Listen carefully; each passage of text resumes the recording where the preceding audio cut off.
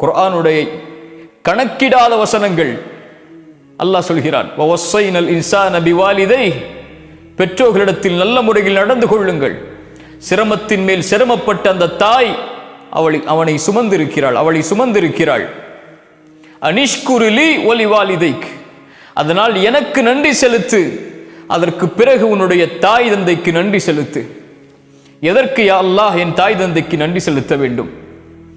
உங்கள் தாய் தந்தை உங்களுக்கு செல்வத்தை கொடுத்திருக்கலாம், கொடுக்காமல் இருக்கலாம்.